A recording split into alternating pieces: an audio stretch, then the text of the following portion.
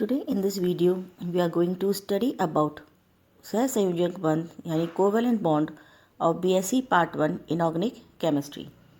किसी भी रासायनिक अणु, आयन आदि के विभिन्न अवयवी परमाणुओं को बंधित रखने वाला आकर्षण बल रासायनिक बंध कहलाता है। जब दो तत्वों की विद्युत ऋणता में बहुत अधिक अंतर होता है तो इनके बीच आयनिक बंध उपस्थित होता है। लेकिन जब समान अथवा लगभग समान विद्युत ऋणी परमाणु एक दूसरे के संपर्क में आते हैं तो इनके बीच इलेक्ट्रॉन की साझेदारी से बना बंध सहसंयोजक बंध कहलाता है। सहसंयोजक बंध में साझा होने वाली इलेक्ट्रॉन पर दोनों परमाणुओं का अधिकार होता है। इस प्रकार इलेक्ट्रॉन की साझेदारी से दोनों परमाणु अपनी निकटतम उत्कृष्ट गैस के समान विन्यास प्राप्त कर लेते हैं।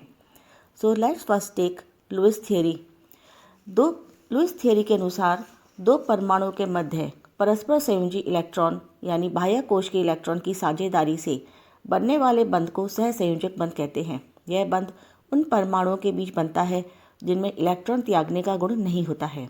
इनकी बाह्यतम कक्षा में यानी वैलेंस शेल में निकटतम अक्रिय गैस विन्यास की तुलना में कम इलेक्ट्रॉन होते हैं।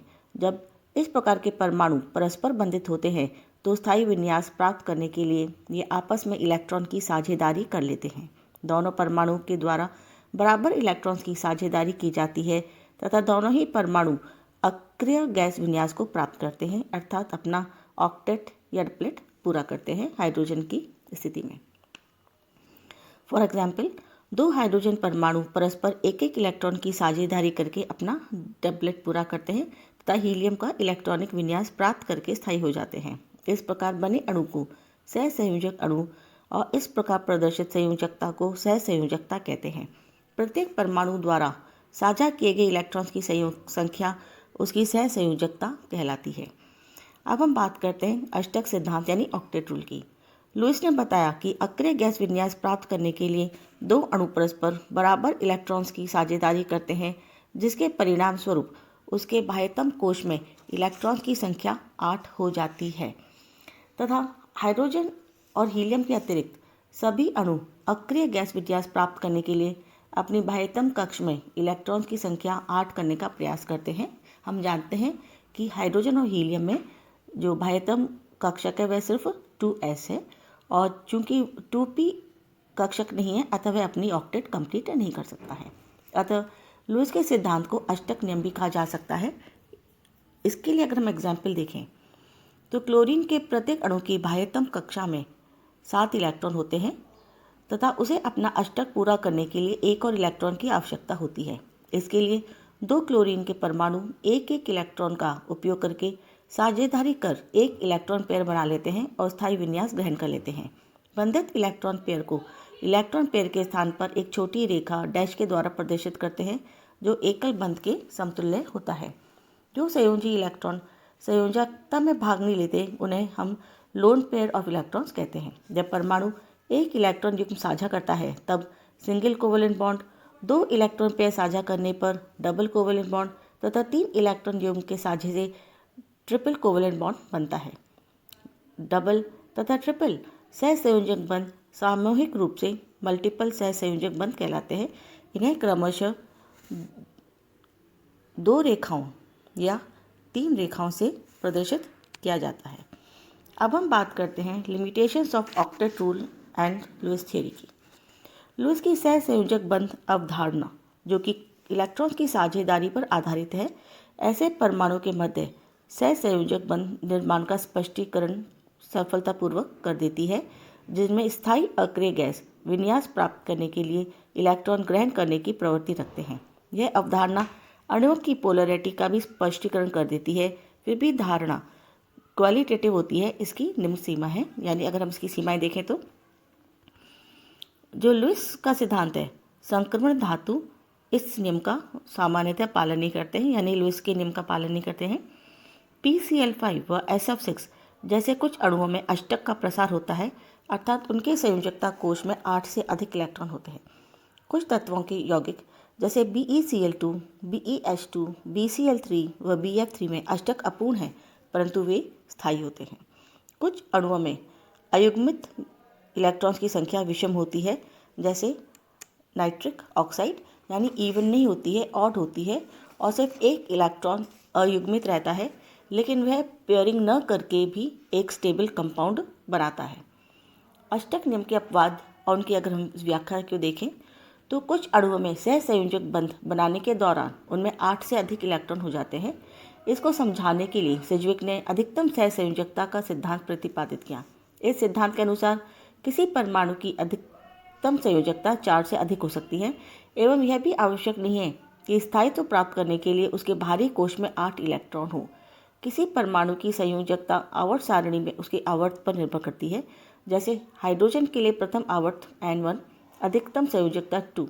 द्वितीय आवर्त के तत्वों के लिए N=2, तो इसके लिए जो अधिकतम संयोजकता होगी वो 4।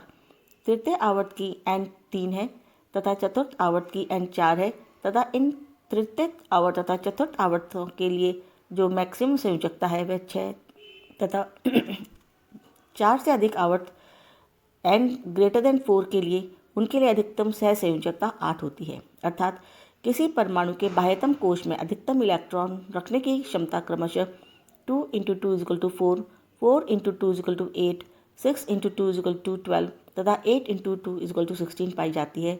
इसी के आधार पर PCl5 की संरचना को समझा जा सकता है, क्योंकि हम जानते हैं किसी भी कक्षक में मैक्सिमम इलेक्ट्रॉन्स की संख्या 2 होती है। अगर हम बात करें PCl5 की, तो ये हमारा PCl5 का स्ट्रक्चर है। ये 1, 2, 3, 4, 5 क्लोरीन एटम्स के साथ साझा करता है और वैलेंस ऑर्बिटल्स ऑफ फॉस्फोरस में जो नंबर ऑफ इलेक्ट्रॉन्स है वह 10 है। तो 5 इलेक्ट्रॉन्स इसके बाह्यतम कोश में है, तो ये 5 कोवलेंट बॉन्ड बना सकता है। यानी इसमें यह P के साथ साथ अपनी S इलेक्ट्रॉन्स को भी शेयर करता है। PCl5 की संरचना के लिए सुजन ने Cygnus theory of singlet linkage दिया। इन्होंने बताया कि PCl5 के निर्माण में 3 बंध तो सहसंयोजक प्रकृति के होते हैं जिनसे उनका अष्टक पूर्ण हो जाता है, तथा शेष 2 बंध एकल बंध होते हैं जिनमें सिर्फ एक इलेक्ट्रॉन का साझा होता है। अर्थात P परमाणु अपने 2 इलेक्ट्रॉन का साझा 2 Cl परमाणु के साथ करता है, लेकिन उसमें Cl परमाणु का कोई योगदान नहीं होता। इसे हाफ एरो से दाता परमाणु से ग्राही परमाणु की ओर दर्शाया हुआ प्रदर्शित किया जाता है। तो जैसा कि हम इसमें देखें तो 3 जो बॉन्ड्स हैं वो प्रॉपर कोवलेंट बॉन्ड हैं, लेकिन 2 जो बॉन्ड हैं इनमें जो दोनों इलेक्ट्रॉन्स हैं वह फॉस्फोरस के द्वारा दिए गए हैं और क्लोरीन की तरफ से इस बॉन्ड में कोई शेयरिंग नहीं होती है। अब अगर हम बात करें संयोजकता के सिद्धांत की, तो हम देखते हैं कि इसे परमाणुीय कक्षक सिद्धांत भी कहते हैं। 1927 में हिटलर एवं लंदन द्वारा इसे प्रतिपादित किया गया तथा 1931 में पॉलिंग तथा स्लेटर ने इसमें सुधार कर विस्तारित करते हुए सहसंयोजकता बंध में अनुनाद, संकरण तथा दिशात्मक गुणों को समझाया। इस कार्य के लिए पॉलिंग को 1954 में रसायन शास्त्र का नोबेल पुरस्कार दिया गया था। यह सिद्धांत परमाणुीय कक्षकों के रेखीय संयोजन यानी linear combination of atomic orbitals पर आधारित है। इस सिद्धांत की व्याख्या लुईस के इलेक्ट्रॉन पेयर थियरी की क्वांटम मैकेनिक्स के द्वारा की गई है। अर्थात यहाँ भी एक सहसंयोजक बंध को 2 परमाणुओं के बीच एक इलेक्ट्रॉन पेयर के सहभाजन से यानी शेयरिंग से ही बना हुआ माना जा सकता है। अगर हम इस सिद्धांत के मुख्य बिंदु देखें तो 2 परमाणु के मध्य सहसंयोजक आबंध का निर्माण उनके संयोजकता कोश के परमाणुीय कक्षकों के परस्पर अतिव्यापन द्वारा होता है।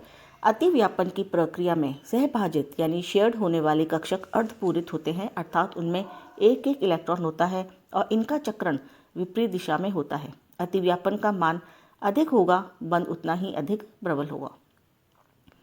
बंध निर्माण प्रक्रिया में भाग लेने वाले परमाणुीय कक्षकों की ऊर्जा लगभग समान होनी चाहिए। अतिव्यापन के फलस्वरूप 2 परमाणुीय कक्षक संपर्क वाले भाग पर एक दूसरे में मिश्रित हो जाते हैं और सिंगल बॉन्ड ऑर्बिटल बनाते हैं, जिसमें दोनों इलेक्ट्रॉन रहते हैं अथवा गति करते हैं। अब ये दोनों इलेक्ट्रॉन 2 परमाणुीय नाभिकों से संबंध रखते हैं, जबकि पहले एक एक नाभिक से संबंधित थे।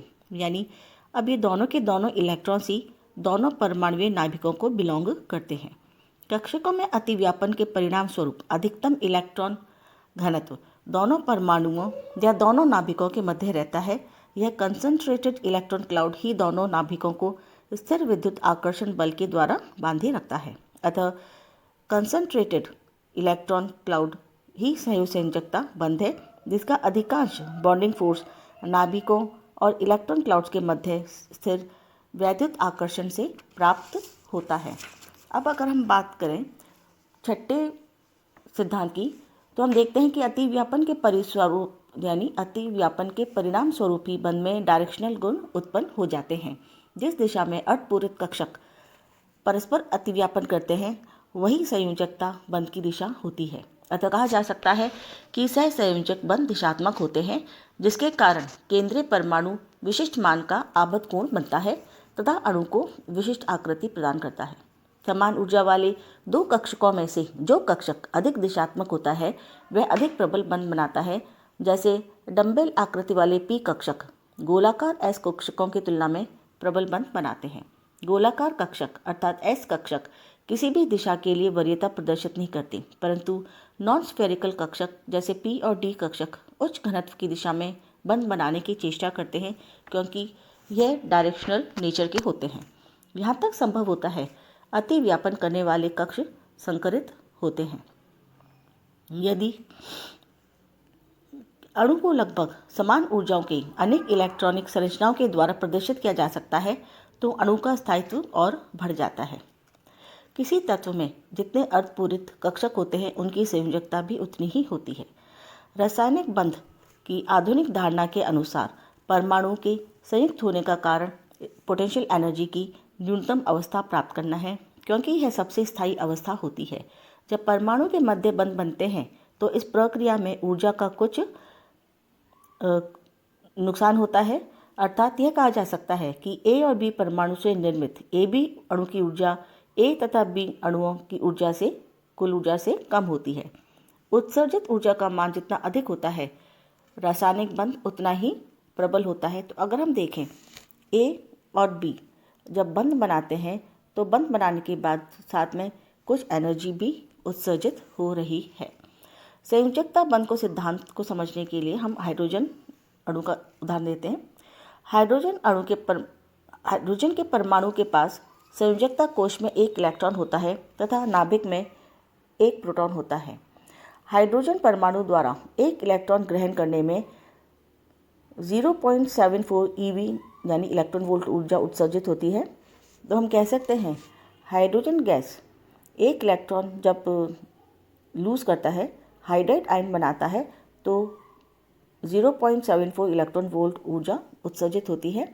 ऊर्जा का उत्सर्जन होने के कारण हाइड्राइड आयन एक स्थायी आयन होगा। यानी जो हाइड्राइड आयन है वह एक स्टेबल आयन है, क्योंकि हाइड्राइड की जो पोटेंशियल एनर्जी है वह हाइड्रोजन एटम की तुलना में कम है। तो जब लोअर पोटेंशियल एनर्जी होती है तो वह सिस्टम ज़्यादा स्टेबल होता है। तो इसलिए हम कह सकते हैं कि ऊर्जा का उत्सर्जन होने के कारण हाइड्राइड आयन एक स्थायी आयन होगा। जब दो हाइड्रोजन परमाणु HA व HB अनंत दूरी से एक दूसरे के समीप लाए जाते हैं तो इनके मध्य दो प्रकार के बल कार्य करते हैं। पहला अट्रैक्टिव फोर्स, हाइड्रोजन A के नाभिक तथा हाइड्रोजन B के 1s इलेक्ट्रॉन तथा हाइड्रोजन B के नाभिक तथा हाइड्रोजन A के 1s इलेक्ट्रॉन के मध्य आकर्षण बल कार्य करता है। जबकि दूसरा प्रकार का फोर्स है रिपल्सिव फोर्स, जो हाइड्रोजन A और हाइड्रोजन B के नाभिकों तथा हाइड्रोजन A और हाइड्रोजन B के इलेक्ट्रॉन्स के मध्य प्रतिकर्षण के रूप में कार्य करता है। तो अगर हम देखें इसको तो हम देखते हैं कि ये जो बल है नाभिक हाइड्रोजन B का नाभिक और हाइड्रोजन A का इलेक्ट्रॉन, इसके बीच अट्रैक्टिव फोर्स है। हाइड्रोजन A का न्यूक्लियस और हाइड्रोजन B का न्यूक्लियस, इसके बीच रिपल्सिव फोर्स है। हाइड्रोजन A का न्यूक्लियस और हाइड्रोजन B का इलेक्ट्रॉन, इसके मध्य अट्रैक्शन फोर्स है। हाइड्रोजन B का इलेक्ट्रॉन और हाइड्रोजन A का इलेक्ट्रॉन, इसके मध्य रिपल्शन का फोर्स कार्य करता है। अगर हम बात करें ऊर्जा आरेख की तो हम देखते हैं कि जो ऊर्जा आरेख है वह इस प्रकार का होता है कि जब दोनों परमाणु एक दूसरे के नज़दीक आने लगते हैं, इन्फिनिटी से अगर हम देखें ये इन्फिनिटी पर है और ये दोनों परमाणु के मध्य जो इंटरन्यूक्लियर डिस्टेंस है, जब राइट से लेफ्ट की तरफ जा रहे हैं तो ये दोनों हम देखते हैं कि इंटरन्यूक्लियर डिस्टेंस कम हो रहा है।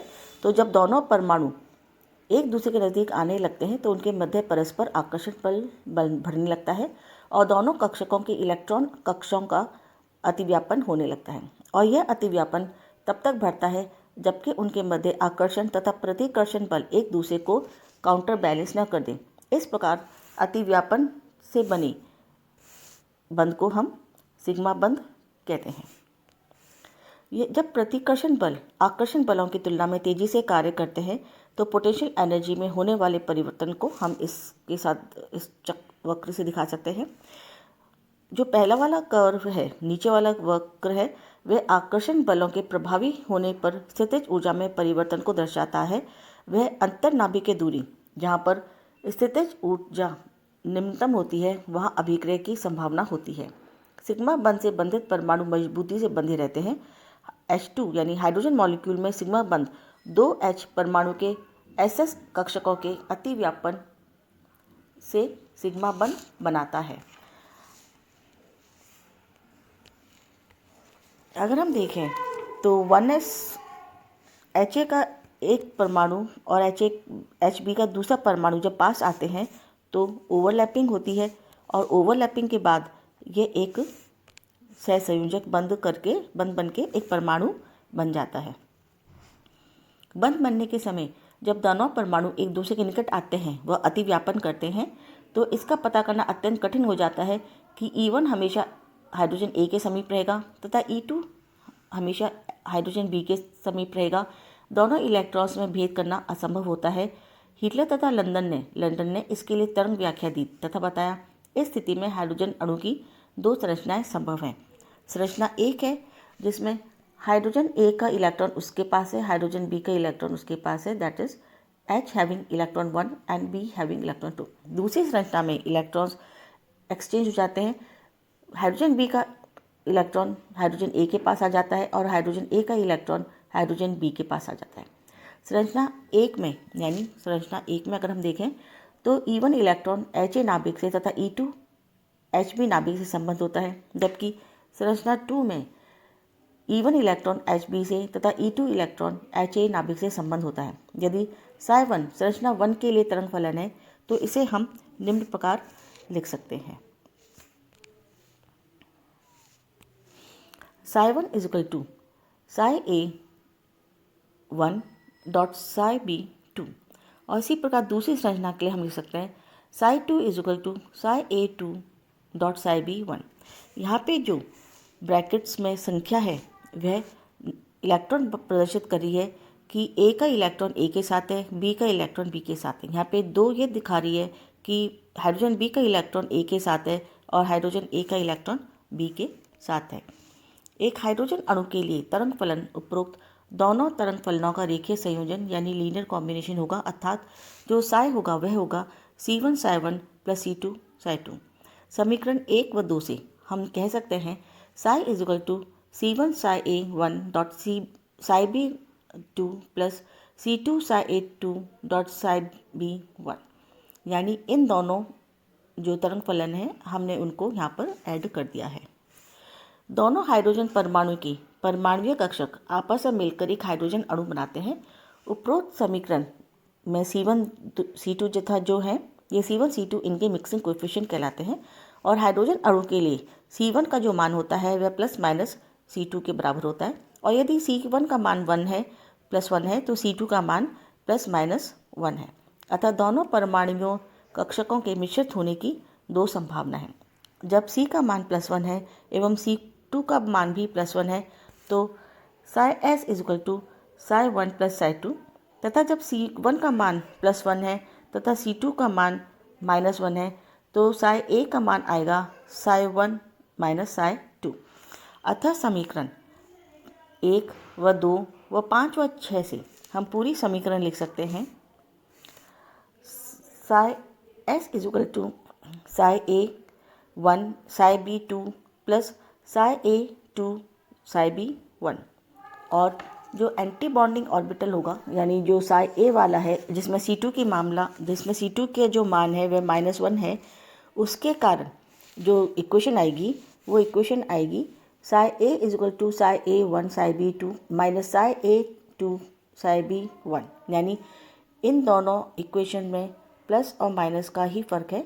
यहाँ पर C1 की वैल्यू +1 और C2 की वैल्यू भी +1 है, लेकिन इस इक्वेशन में C1 की वैल्यू +1 है और C2 की वैल्यू -1 है। उपरोक्त समीकरण में साई1 तथा साई2 के सिमेट्रिक कॉम्बिनेशन को प्रदर्शित करता है। चित्र के अनुसार अगर हम देखें तो जो साई एस है, यानी ये साई एस है और ये साई ए है, तो साई एस उस साई एस आकर्षण बल को दर्शाता है जिसका ऊर्जा वक्र निम्न ऊर्जा स्तर पर पहुंचकर एक सिग्मा बंध का निर्माण करता है, यानी सिग्मा बंध का निर्माण करता है। इस बंध में दोनों हाइड्रोजन परमाणुओं का इलेक्ट्रॉन विपरीत चक्रण के होते हैं, जबकि वक्र ए यानी साई ए प्रतिकर्षण बल को दर्शाता है जो उच्च ऊर्जा स्तर को प्रदर्शित करता है, जहाँ बंध बनने की कोई संभावना नहीं होती है। तो अगर हम देखें तो अगर साई ए को देखें तो जब दोनों परमाणु एक दूसरे के नज़दीक आ रहे हैं तो लगातार पोटेंशियल एनर्जी बढ़ती जाती है और कहीं पर भी निम्नतम नहीं होती है, और यानी कि हम ये कह सकते हैं इस इक्वेशन में जो पोटेंशियल एनर्जी है वह लगातार बढ़ रही है। यानी जो रिपल्शन फोर्सेस हैं वह हमेशा आकर्षण बल से अधिक रहते हैं। जबकि जब हम साई एस का देखते हैं तो हम देखते हैं कि जब दो परमाणु एक दूसरे के नज़दीक आते हैं तो एक लिमिट तक पोटेंशियल एनर्जी घटती जाती है और एक स्थिति के बाद जब दोनों परमाणु इसके बाद एक दूसरे के नज़दीक आते हैं तो पोटेंशियल एनर्जी में स्टीप राइज होता है। तो हम कह सकते हैं कि इस पॉइंट तक जो अट्रैक्टिव फोर्स है वह रिपल्सिव फोर्स से ज़्यादा होता है। इस पॉइंट पर यानी मिनिमम पॉइंट पर जो अट्रैक्टिव फोर्स है वह रिपल्सिव फोर्स को काउंटर बैलेंस करता है, लेकिन इसके बाद जैसे ही परमाणु और नज़दीक आते हैं रिपल्सिव फोर्स अट्रैक्टिव फोर्स से ज़्यादा होते हैं और बॉन्ड फॉर्मेशन नहीं हो सकता। तो जो मिनिमम डिस्टेंस है जिस पर दो परमाणु एक दूसरे को अप्रोच कर सकते हैं वह बॉन्ड डिस्टेंस कहलाता है। इस प्रकार सममित संयोजन के दौरान आकर्षण बल के कारण स्थायी हाइड्रोजन का निर्माण होता है। इसकी बंध लंबाई जिसका मान 0.80 एंगस्ट्रॉम प्राप्त होता है और यह प्रायोगिक मान 0.74 एंगस्ट्रॉम से कुछ अधिक होता है तथा इसकी बंध ऊर्जा का मान 72 किलो कैलोरी पर मोल प्राप्त होता है, जो कि प्रायोगिक मान 109 किलो कैलोरी पर मोल से कुछ कम होता है। पॉलिंग के अनुसार रेजोनेंस अवधारणा के अनुसार हाइड्रोजन अणु की संरचना 1 तथा संरचना 2 के साथ निम्न अतिरिक्त आयनिक संरचना भी अनुनादी संरचनाओं के रूप में प्राप्त होती है। इस प्रकार हम देखते हैं कि संरचना 3 व 4 से ये स्पष्ट है कि दोनों इलेक्ट्रॉन एक ही नाभिक से संबंधित हो सकते हैं, क्योंकि जो इलेक्ट्रॉन होते हैं वह पूरे समय रोटेट करते रहते हैं। तो कभी कभी ऐसी स्थिति बन जाती है कि दोनों इलेक्ट्रॉन एक ही हाइड्रोजन से संबंधित हो जाते हैं, यानी दोनों इलेक्ट्रॉन एक ही हाइड्रोजन पर आते हैं। उस समय अगर हम देखें तो हमें दो प्रकार की स्थिति मिलती है, जिसमें हाइड्रोजन ए है उसके ऊपर स्वयं का इलेक्ट्रॉन प्लस हाइड्रोजन बी का भी इलेक्ट्रॉन प्रेजेंट होता है, अतः हाइड्रोजन ए निगेटिव चार्ज हो जाता है और हाइड्रोजन बी पॉजिटिव चार्ज हो जाता है। इसके विपरीत जब दोनों इलेक्ट्रॉन्स हाइड्रोजन बी पर केंद्रित हो जाते हैं तो हाइड्रोजन ए पे पॉजिटिव चार्ज आ जाता है और हाइड्रोजन बी पर नेगेटिव चार्ज आ जाता है। इस प्रकार ये दोनों संरचनाएं आयनिक अनुनाद दिखाती हैं। इस प्रकार हम देखें कि दोनों संरचनाओं से स्पष्ट है कि दोनों इलेक्ट्रॉन एक ही नाभिक से संबंधित हो सकते हैं। और अगर हम इनकी वेव फंक्शन देखें तो साई ये थर्ड स्ट्रक्चर है, ये फोर्थ स्ट्रक्चर है, और जो 1 और 2 स्ट्रक्चर्स थे वे टोटली कोवैलेंट स्ट्रक्चर्स थे और ये दोनों आयनिक स्ट्रक्चर्स हैं। तो जो थर्ड स्ट्रक्चर है आयनिक का, इसकी वेव होती है साई A1 साई A2, क्योंकि 1 और 2 इलेक्ट्रॉन दोनों ए से ए को बिलोंग करते हैं। और फोर्थ स्ट्रक्चर का वेव फंक्शन होता है psi 4 is equal to psi B1 psi B2, क्योंकि जो दोनों इलेक्ट्रॉन्स हैं वे ए का बी और बी का बी दोनों हाइड्रोजन बी के साथ ही संबंधित या दोनों इलेक्ट्रॉन्स इस स्टेज पर हाइड्रोजन बी को ही बिलोंग करते हैं।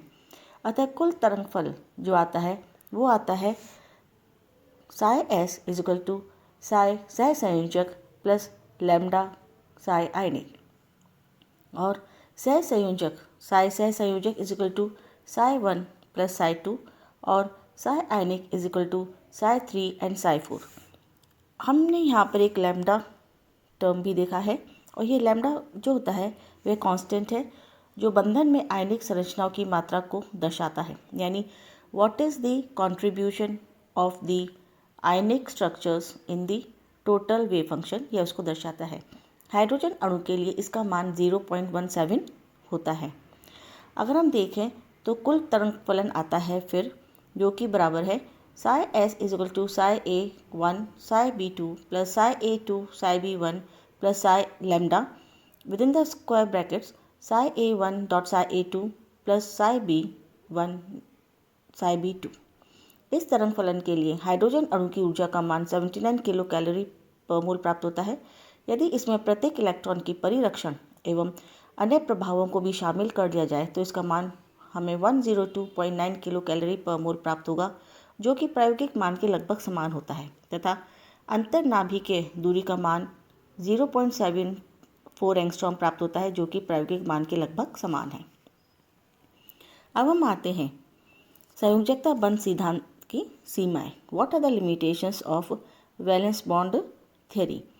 इस सिद्धांत के आधार पर अनेक अणुओं की संरचना को स्पष्ट किया गया, परंतु फिर भी अनेक अणुओं के स्पेक्ट्रम तथा चुंबकीय गुणों को समझने में यह असफल रहा है। इसकी सीमाएं अगर हम देखें तो इस सिद्धांत के अनुसार ऑक्सीजन अणु में कोई अयुग्मित इलेक्ट्रॉन नहीं है, अतः ऑक्सीजन को डायमैग्नेटिक होना चाहिए, परंतु ऑक्सीजन पैरामैग्नेटिक होता है, अर्थात ऑक्सीजन अणु में यानी O2 जो मॉलिक्यूल होता है उसमें अनपेयर्ड इलेक्ट्रॉन होने चाहिए। यह संयोजकता बंध के आधार पर नहीं समझाया जा सकता। यह सिद्धांत कोऑर्डिनेट बंध यानी कोऑर्डिनेट बॉन्ड के विषय में भी कोई जानकारी नहीं प्रदान करता, जिसमें साझे का इलेक्ट्रॉन एक ही दाता परमाणु के द्वारा दिया जाता है, जबकि इस सिद्धांत के अनुसार सहसंयोजक बंध निर्माण में साझे का इलेक्ट्रॉन पेयर दोनों बंध में भाग लेने वाले परमाणुओं से एक एक इलेक्ट्रॉन लेकर बनता है, यानी दोनों जो बॉन्डेड एटम्स हैं उन दोनों को ही एक एक इलेक्ट्रॉन शेयर करना पड़ता है, तब जाकर कोवलेंट बॉन्ड बनता है। यह सिद्धांत इलेक्ट्रॉन न्यून यौगिकों that is electron deficient compounds, metals और अंतर्धात्विक यौगिकों में बंध को स्पष्ट करने में असफल रहता है। सहसंयोजक बंध में पाए जाने वाले आयनिक गुण को स्पष्ट करने में यह सिद्धांत असफल रहा है। Hydrogen cation that is H2+ जैसे आयनों का निर्माण इलेक्ट्रॉन युग्म के बिना किस प्रकार होता है, इसे भी ये सिद्धांत बताने में सक्षम नहीं है कि H2+ कैटायन का निर्माण किस प्रकार हुआ है। संयोजकता बंध सिद्धांत अनुनाद की व्याख्या करने में भी असमर्थ होता है, यानी इस सिद्धांत के अनुसार हम यह नहीं समझ पाते कि अनुनाद होता है तो वह क्यों होता है और वह क्यों किसी भी अणु को स्टेबिलिटी प्रदान करता है। That's all for today. Thank you.